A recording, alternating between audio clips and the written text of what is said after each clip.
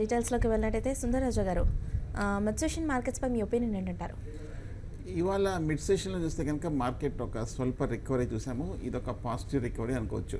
మనకి నిన్న చూసాము 9,600 స్థాయి దగ్గర క్లోజ్ అవ్వటము, అలాగే ఇవాళ కూడా నిన్న కూడా మళ్ళీ మొన్న కూడా ఈ 2-3 రోజులు కూడా 9,600 పైన నిలబడటం కూడా చూసాము. సో ఓవరాల్గా మార్కెట్ చూస్తే కనుక మూడో రోజు కూడా మార్కెట్ ఈ స్థాయిలో నిలబడటం అనేది చాలా పాజిటివ్ ట్రెండ్ అనుకోవచ్చు. అలాగే market last half an hour కూడా చూస్తే కనుక లోయర్ రేట్ నుంచి కూడా బాగా రికవరీ కూడా అవడం మనం చూస్తున్నాము. సో టెక్నికల్గా చూస్తే కనుక మార్కెట్ ఏమాత్రం కనుక ఇదే స్థాయిలో కనుక నిలదొక్కుందంటే కనుక మార్కెట్ అప్పుడు పాజిటివ్ కన్సాలిడేషన్ పూర్తయినట్టు అనుకోవచ్చు. మార్కెట్ 9,600 స్థాయిని నిలబెట్టుకుంది అనుకోవచ్చు. సో మార్కెట్ అలాగే షార్ట్ టర్మ్ అప్ ట్రెండ్ కూడా ఫర్దర్గా వెళ్ళే అవకాశాలు కూడా కనిపిస్తుంది. మార్కెట్ అలాగే మనం చూస్తే కనుక బ్యాంక్ నిఫ్టీ కూడా 23,500 దగ్గర ఈ 2-3 రోజులు తీవ్రమైన ఒడిదొడుకులు, తీవ్రమైన పరీక్ష ఎదుర్కొంటామని చూసాము. ఆ తర్వాత పరీక్ష తర్వాత కూడా మార్కెట్ కొంచెం బాగా స్థిరంగానే క్లోజ్ అవ్వడం కూడా మనం చూస్తాం.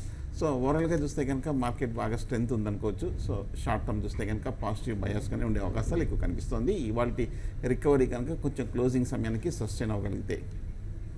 ఓకే అండి, ఇక మెయిన్గా చూసుకున్నట్టయితే మొన్న అవుట్ పర్ఫార్మ్ చేసి నిన్న ప్రాఫిట్ బుకింగ్లో నిన్న టాటా మోటార్స్ డివిఆర్ లాంటి స్టాక్స్ చూసినట్టయితే present Tata motors DVR some 200 days below moving average వద్ద ట్రేడ్ అవుతున్నట్టు కూడా కనిపిస్తుంది. సో టెక్నికల్స్ ఏ విధంగా ఉన్నాయంటారు టాటా మోటార్స్ డివిఆర్ని?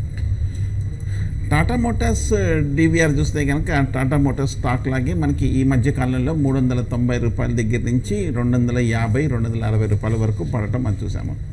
టెక్నికల్గా చూస్తే కనుక మార్కెట్ ఈ స్టాక్ చూస్తే కనుక గత 2-3 నెలలుగా ఒక కరెక్షన్ ట్రెండ్లోకి వెళ్ళటం మనం చూస్తున్నాము.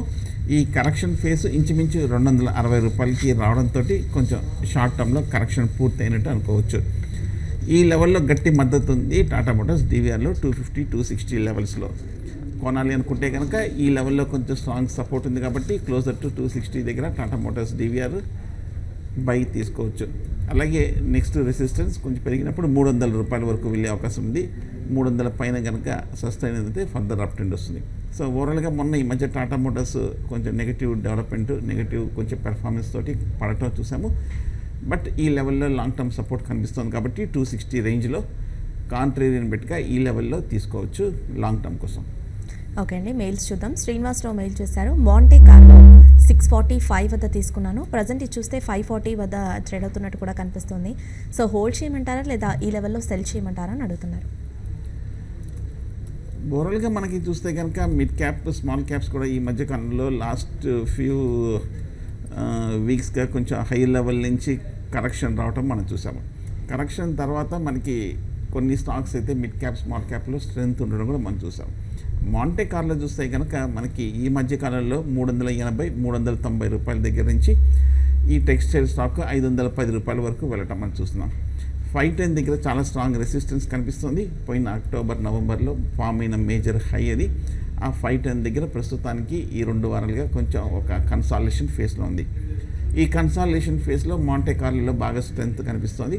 510, 515 పైన కనుక ఈ వారం కనుక పైన నిలబడిందంటే కనుక వచ్చే వారం కూడా అప్పుడు ఫర్దర్ అప్ ట్రెండ్ 590, 580 వరకు వెళ్ళే అవకాశాలు కనిపిస్తుంది. ఓవరాల్గా మాంటే కార్లో బాగా పాజిటివ్గానే కనిపిస్తుంది. ఉన్న స్టాక్ని హోల్డ్ చేయొచ్చు.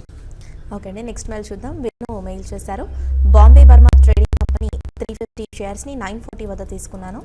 సో ఇది ఆఫ్టర్ లాంగ్ టైమ్ ఈ ప్రైస్ లెవెల్కి కూడా రావడం జరిగింది. సో హోల్డ్ చేయమంటారా లేదా ఈ లెవెల్లో సెట్ చేయమంటారా? బాంబే బర్మా ట్రేడింగ్ కంపెనీ చూస్తే కనుక మొన్న జనవరిలో 500 రూపాయల దగ్గర మనకి ఒక 4-5 వారాలు బాగా కన్సాలిడేషన్ అయింది. ఆ తర్వాత మనకి మార్కెట్ అప్ ట్రెండ్, మార్కెట్ ఒక బుల్లిష్ ట్రెండ్ బిగిన్ అయినప్పుడు ఈ స్టాక్ కూడా ఒక కంటిన్యూస్ అప్ ట్రెండ్లోకి వెళ్ళటం మనం చూస్తాం. ఇంచుమించు 950 రూపాయల వరకు వెళ్ళి ఈ గత 1-2 నెలలు బట్టి కొంచెం మైనర్ కరెక్షన్కి లోన్ అవటం మనం చూస్తున్నాం.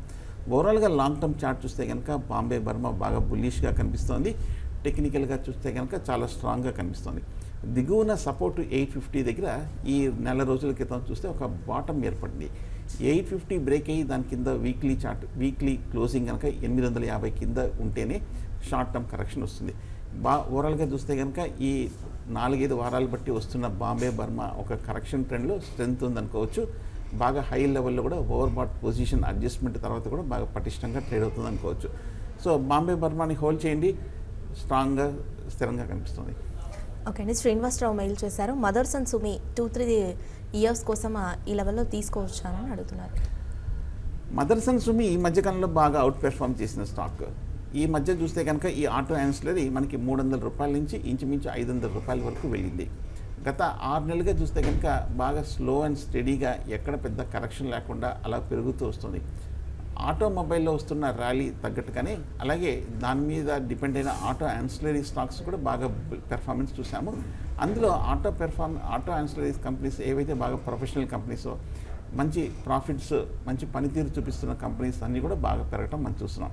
సో అలాగే మదర్సన్ సుమి కూడా బాగా స్ట్రాంగ్ కంపెనీ, ఫండమెంటల్గా స్ట్రెంత్ ఉంది. ఈ స్టాక్ కూడా చూస్తే కనుక గత 4-5 నెలలుగా కంటిన్యూస్గా పెరుగుతూ వచ్చి మంచి రిటర్న్స్ కూడా ఇవ్వడం మనం చూసాము.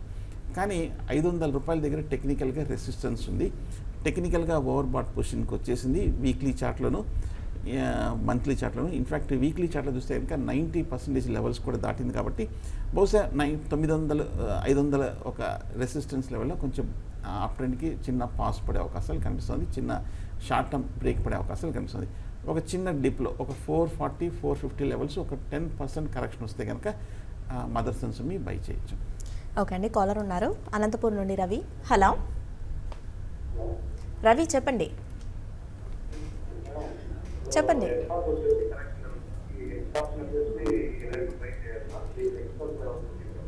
అంటే షార్ట్ టర్మ్ యూతో తీసుకుందాం అనుకుంటున్నారా, లాంగ్ టర్మ్తోనా? ఎస్కార్ట్స్ అండి. Yeah, okay. ఎస్కార్ట్స్ చూస్తే కనుక బాగా బుల్లిష్గా ఉన్న కౌంటర్. మనకి ఈ స్టాక్ చూస్తే కనుక ఈ ఆటోమొబైల్ ట్రాక్టర్ సెగ్మెంట్లో ఉన్న ఈ కంపెనీ 300 రూపాయలు మొన్న జనవరిలో మనం చూస్తే కనుక మార్కెట్ కూడా బాగా బుల్లిష్గా 8,000 నుంచి బిగిన్ అవటం మనం చూసాము. ఆ ర్యాలీలో అన్ని స్టాక్స్ ఫండమెంటల్గా స్ట్రాంగ్ కంపెనీస్ అన్నీ కూడా బాగా టెక్నికల్గా బ్రేక్అవుట్ అవటము అవన్నీ కూడా బాగా పార్టిసిపేట్ అవ్వడం మనం చూసాం. ఎస్కార్ట్స్ కూడా చూస్తే కనుక చాలా ఫైనాన్షియల్గా స్ట్రాంగ్ కంపెనీ, ఫండమెంటల్గా స్థిరంగా ఉన్న కంపెనీ 300 రూపాయల నుంచి 750 రూపాయల వరకు వెళ్ళింది. ఈ గత 2-3 వారాలుగా చూస్తే కనుక మనకి మార్కెట్ కరెక్షన్లో ఎస్కార్ట్స్ పెద్ద డౌన్ సైడ్ పార్టిసిపేషన్ కనిపించలేదు, బాగా స్ట్రెంత్ ఉంది. కాకపోతే టెక్నికల్గా మనకి 800 దగ్గర ఒక మేజర్ సైకలాజికల్ రెసిస్టెన్స్ ఉంది. ఒక టెక్నికల్గా ఓవర్ బాట్ పొజిషన్ కూడా రావటం మనం చూస్తాం. సో కాబట్టి ఈ లెవెల్లో కొంచెం కొనాలంటే మటుకు చాలా రిస్కీ బెట్ అవుతుంది. ఎందుకంటే గత 6 నెలలుగా చూస్తే కనుక ఒక 3 రెట్లు 3 బ్యాగర్లు అవటం మనం చూసాము. స్టాక్లో పెద్ద కరెక్షన్ లేకుండా బాగా స్థిరంగా ఉండడం మనం చూస్తున్నాం. సో కాబట్టి ఎస్కార్ట్స్ ఈ లెవెల్లో చేసే బదులు కొంచెం ఒక చిన్న డిప్ కోసం ఎదురు చూడండి. డిప్ వచ్చి తర్వాత ఎస్కార్ట్స్ బై చేయొచ్చు. హై లెవెల్లో అయితే మటుకు హోల్డ్ చేయటం ఒకటే మార్గం. నెక్స్ట్ కాలర్ ఉన్నారు బాబ్జీ. హలో చెప్పండి బాబ్జీ.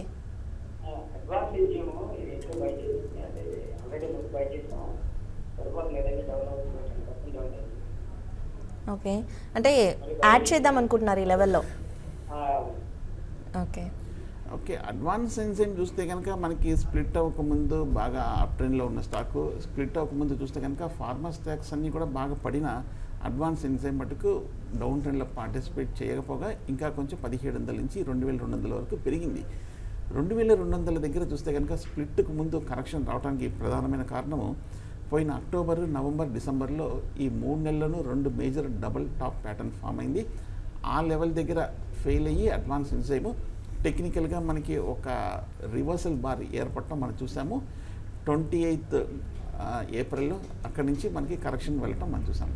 ఓవరాల్గా చూస్తే కనుక అడ్వాన్స్ ఎంజైమ్ మంచి కంపెనీయే. ఫార్మాలో స్ప్లిట్ అయిన తర్వాత ప్రస్తుతానికి ఈ లెవెల్లో కన్సాలిడేషన్ అవుతుంది. కొంచెం ఇంకా టెక్నికల్గా ఓవరాల్గా మనకి ఫార్మా స్టాక్స్ అన్నీ కూడా కొంచెం వీక్గా ప్రస్తుతానికి ఉన్నాయి. అడ్వాన్స్ ఎంజైమ్ ఈ మధ్య లాస్ట్ 2-3 వారాలుగా చూస్తే కనుక ఫార్మా స్టాక్స్లో ఉన్న ఒక రిలీఫ్ ర్యాలీలో పార్టిసిపేట్ చేయలేదు. దానికి కారణం అప్పటికే మనకి ఈ అడ్వాన్స్ ఎంజైమ్ బాగా రన్అప్ రావడం మనం చూసాము. అందువల్ల ఈ లెవెల్లో కొంచెం టెక్నికల్ ఓవర్ బాట్ పొజిషన్ని అడ్జస్ట్ చేస్తుంది.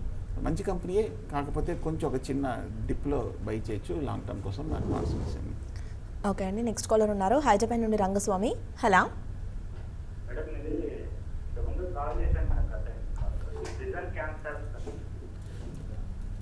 చెప్పండి. ఏ స్టాక్ అండి? స్టాక్ అంటే క్లియర్గా రిపీట్ చేస్తారా?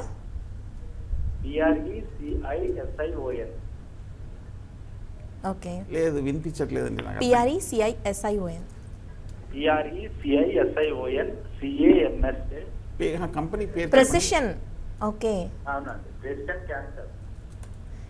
హోల్డ్ చేస్తున్నారండి? లేదండి, ఇప్పుడు కొనొచ్చా అండి లాన్సర్ కోసం? Okay. Okay, precision cam shaft చూస్తే కనుక మనకి ఈ స్టాక్ బాగా వీక్గా ఉన్న స్టాక్.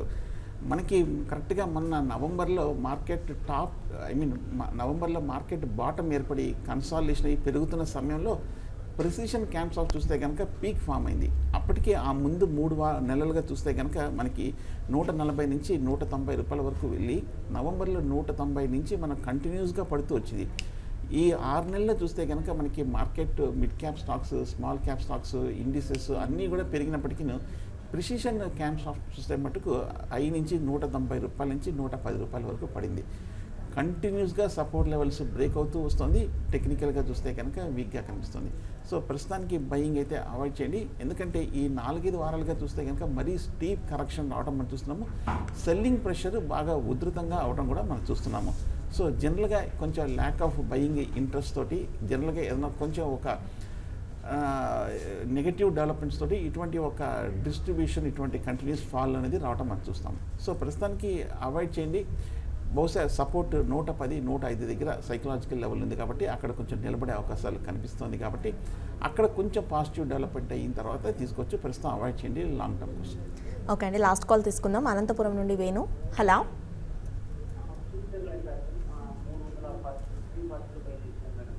కొంచెం గట్టిగా మాట్లాడతారా వేణు గారు? 340లో తీసుకున్నారు. ఓకే, షార్ట్ టర్మ్ యూతో. ఓకే అండి, సుందరరాజు గారు ఫ్యూచర్ లైఫ్ స్టైల్ 340 వద్ద తీసుకున్నారు. షార్ట్ టర్మ్ యూతో హోల్డ్ చేయమంటారా లేదా ఎగ్జిట్ అవ్వమంటారా అని అడుగుతున్నారు. ఫ్యూచర్ గ్రూప్ అంతా చూస్తే కనుక మనకి బాగా రన్అప్ రావడం మనం చూసాము. రన్అప్ వచ్చేసిన తర్వాత ఈ లెవెల్లో ప్రస్తుతానికి ఆగింది. పీక్ ఫామ్ అయినట్టుగా కనిపిస్తుంది ఫ్యూచర్ గ్రూప్లో. సో ప్రస్తుతానికి అయితే మటుకు ఫ్రెష్ బయింగ్ అయితే వద్దు. నా ఉద్దేశం అయితే మటుకు కొంచెం ఫర్దర్ కరెక్షన్ వచ్చే అవకాశాలు కనిపిస్తుంది. కాబట్టి ఫ్యూచర్ గ్రూప్ స్టాక్స్ అన్నీ కూడా కొంచెం కరెక్షన్ ట్రెండ్లో ఉంది. ప్రస్తుతానికి అవాయిడ్ చేయండి.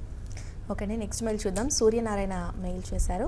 ఆరియన్ ప్రో షేర్ ఈరోజు 20% వరకు కూడా రైజ్ అవ్వడం జరిగింది. సో ఏదైనా రీజన్ ఉందంటారా, అలాగే హోల్డ్ చేయమంటారా లాంగ్ టర్మ్ యూతో అని అడుగుతున్నారు. ఆరియన్ ప్రో సొల్యూషన్ చూస్తే కనుక 160 రూపాయల నుంచి 100 రూపాయల వరకు పడటం మనం చూసాము. ఓవరాల్గా మనకి లాస్ట్ 1 or 2 ఇయర్స్గా చూస్తే కనుక ఆరియన్ ప్రో సొల్యూషన్ టెక్నికల్గా బాగా వీక్గా కనిపిస్తుంది. ఈ లెవెల్లో పెరగడానికి, ఈ లెవెల్లో కొంచెం నిలబడటానికి ప్రధానమైన కారణం చూస్తే కనుక 100 రూపాయల దగ్గర గత ఏడాది 2 ఏళ్ల బట్టి చూస్తే కనుక స్ట్రాంగ్ సపోర్ట్ కనిపిస్తుంది. 2016లో చూస్తే కనుక జనవరిలో ఇంచుమించు 110 దగ్గర సపోర్ట్ ఉంది. అలాగే 2016 నవంబర్లో చూస్తే కనుక 100 రూపాయల దగ్గర స్ట్రాంగ్ సపోర్ట్ ఏర్పడింది. అలాగే ఈ లాస్ట్ వీక్ కూడా ఈ లెవెల్లో స్ట్రాంగ్ సపోర్ట్ ఏర్పడి ఇక్కడ కొంచెం టెక్నికల్గా over sold position long term చార్ట్స్లో ఉండడంతో ఆరియన్ ప్రో బాగా పెరగటం మనసు. ఎందుకు పెరిగింది రీజన్ అంటే మటుకు ఒకసారి ట్రాక్ చేయాలి. ఇక్కడ ఇన్ఫ్యాక్ట్ నాకు సిస్టమ్ బ్రౌజర్ ఓపెన్ అవ్వట్లేదు కాబట్టి చెప్పలేకపోతాను. బట్ ఒకసారి ట్రాక్ చేసి మళ్ళీ చెప్తాను. ఓకే సుందరరాజు గారు, ఇక ఫైనల్లీ చూసినట్టయితే మార్కెట్స్ ఒక 15 minutes బ్యాక్ ఇప్పటికే చూసినట్టయితే ఒక పాజిటివ్ ధోరణి అనేది మన మార్కెట్స్లో కనిపిస్తుంది. నిఫ్టీ కూడా ఆల్మోస్ట్ 9600 లెవెల్ ఎబోనే ట్రేడింగ్ని కూడా కొనసాగిస్తూ వస్తుంది. సో మీ పాయింట్ ఆఫ్ వ్యూలో క్లోజింగ్ బేసిస్ ఎలా ఉండొచ్చు అంటారు? అండ్ నిఫ్టీ 9600 లెవెల్ ఎబోనే ఉండొచ్చు అంటారా, లేదా ఆ లెవెల్ దిగువనే క్లోజ్ అవ్వచ్చు అంటారా? ఇప్పుడు మనకి యూరోపియన్ మార్కెట్స్ అన్నీ చూస్తే కనుక బాగా పాజిటివ్గా రికవర్ అవ్వటం మనం చూసాము. దానితో మన మార్కెట్ ఓపెనింగ్ ఫస్ట్ హాఫ్ బాగా పడిన తర్వాత సెకండ్ హాఫ్లో రికవరీ అవ్వటం మనం చూస్తున్నాము. జనరల్గా ఇది పాజిటివ్ సైన్ అనుకోవచ్చు. ఎందుకంటే గత 2 రోజులుగా చూస్తే కనుక నిన్న మొన్న ఫస్ట్ హాఫ్లో హైలో ఓపెన్ అయ్యి 964050 దగ్గరికి వెళ్ళి మళ్ళీ సెకండ్ హాఫ్లో డే లో దగ్గర క్లోజ్ అవ్వటం మనం చూస్తున్నాము. ఇవాళ 3వ రోజు ఈ పరీక్షలో చూస్తే కనుక ఫస్ట్ హాఫ్ 9600 వరకు వచ్చి దాని దిగువన ట్రేడ్ అయ్యి సెకండ్ హాఫ్లో సిస్టమేటిక్గా ఒక పెరుగుతూ స్ట్రాంగ్ రికవరీ రావడం మనం చూస్తున్నాం. ఇది ఒక విధంగా చెప్పాలంటే 3వ రోజు పరీక్షలో కొంచెం నిలబడుతుందంటే స్ట్రెంత్ ఉన్నట్టు అనుకోవచ్చు. అలాగే బ్యాంక్ నిఫ్టీ కూడా ఇవాళ స్ట్రాంగ్ రీబౌండ్ అవ్వడం కూడా ఒక పాజిటివ్ ట్రెండ్ అనుకోవచ్చు. మార్కెట్లో ఈ స్టాక్స్ అన్నీ చూస్తే కనుక గత 2-3 వారాలుగా బాగా కరెక్షన్ తర్వాత మనకి ఈ లెవెల్లో సపోర్ట్ తీసుకుంటే కనిపిస్తుంది. ఇవాళ కనుక ఈ స్ట్రెంత్ ఇలా కంటిన్యూ అయ్యిందంటే మటుకు షార్ట్ టర్మ్ అప్ ట్రెండ్ వస్తుంది. అప్పుడు చాలా బ్యాంక్ స్టాక్స్ అన్నీ కూడా ఫ్రెష్ షార్ట్ టర్మ్ బైక్ వస్తుంది. సో కాకపోతే మనం ఇవాళ ఈ లెవెల్ పైన డే హై దగ్గర క్లోజ్ అవ్వాలి. 9600 పైన కనుక 9620 లెవెల్లో క్లోజ్ అవుతే ఒక పాజిటివ్ ట్రెండ్ అనుకోవచ్చు. థ్యాంక్ యూ సుందరరాజు గారు. So viewers, present markets trend ఒకసారి చూస్తే నిఫ్టీ 5 పాయింట్స్ అప్సెట్తో 9612 వద్ద ట్రేడ్ అవుతుండగా సెన్సెక్స్ 59 పాయింట్స్ అప్సెట్తో 31163 వద్ద ట్రేడ్ అవుతుంది. ఇక బ్యాంక్ నిఫ్టీ విషయానికి వచ్చినట్టయితే 42 పాయింట్స్ అప్సెట్తో 23520 వద్ద ట్రేడింగ్ని కంటిన్యూ చేస్తుంది. సో ఇది వాళ్ళ స్మార్ట్ ఇన్వెస్టర్. Stay tune.